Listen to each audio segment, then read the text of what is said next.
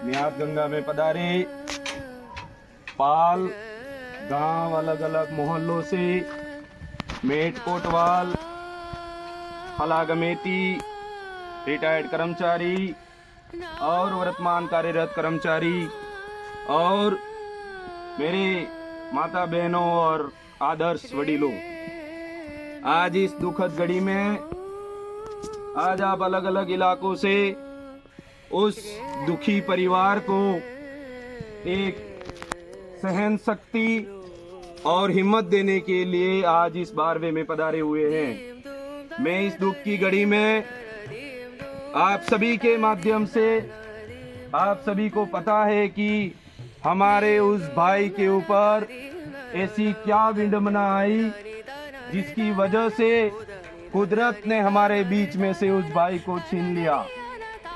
वो भाई हमारे परिवार के अंदर पुलिस डिपार्टमेंट में कार्यरत थे और उनकी ड्यूटी के दौरान वहां उनकी मृत्यु हो जाती है किसी असामाजिक तत्व के द्वारा।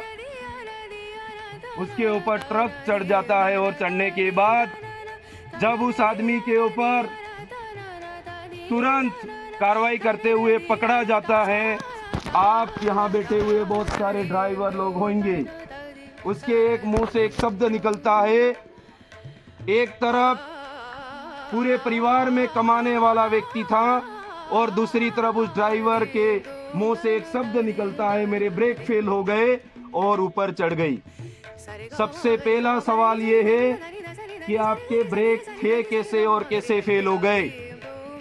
पुलिस हमारे इलाके के लिए, हमारी जनता के लिए रक्षक है, हमारे लिए रक्षा करती है वो, पर हमारा सवाल आज यहाँ खड़ा हो गया कि उस भाई के लिए हम कितनी रक्षा कर सके और उसके लिए हम क्या बात रख सके उस सरकार को।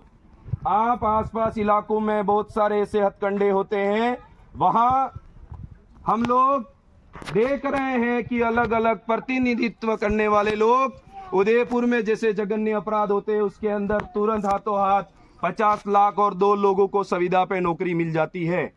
तो मेरा तो सवाल है उन प्रतिनिधित्व करने वाले लोगों से कि आपके पास अगर एक लेटर पैड होता तो मन्नारे राजकुमार डामोर के भाई के पक्ष में लिख करके ये कहते कि वो भाई नौकरी पर था और कार्यरत था, ऑन ड्यूटी था। आप सरकार से हम मांग करते हैं कि इस दुखी परिवार को आर्थिक सहयोग के रूप में 1 करोड़ से ज्यादा सहयोग राशि और उस घर के अंदर 2 व्यक्तियों को सरकारी नौकरी देने का हम मांग करते हैं, तो शायद ये आवाज उस सरकार तक जाती और उसी माध्यम से जो उदयपुर में हुआ उसी तरह से हमारे भाई को न्याय मिल सकता।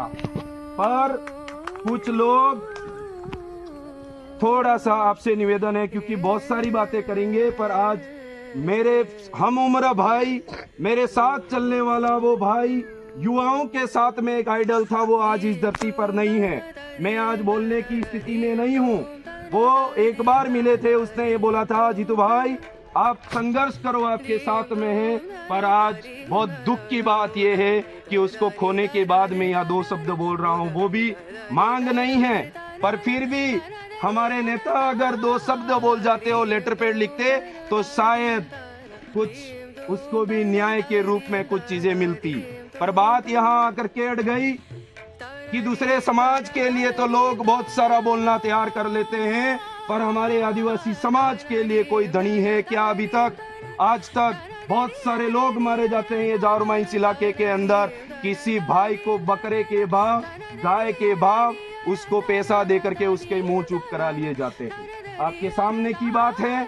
आज अगर इस तरीके की अगर कोई मांग होती तो शायद यहाँ बैठ करके 12वें दिन हम उस भाई को सच्ची श्रद्धांजलि दे रहे होते।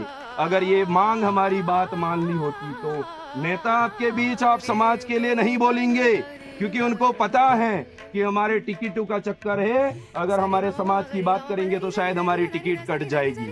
तो मैं तमाम यहाँ पधारे हुए बुजुर्गों और महिलाओं, माता बहनों से निवेदन करना चाहूंगा कि हमारे समाज का धनी कोई नहीं रहा है। पर फिर भी आप समाज को हम कहीं नहीं है। मैं जो सामाजिक कार्यकर्ताओं और अलग अलग जाकर के बोलने का काम किया है और उसी बदौलत कई सारे लोग आज रोड रोड भटक रहे हैं, उनको न्याय नहीं मिल रहा है।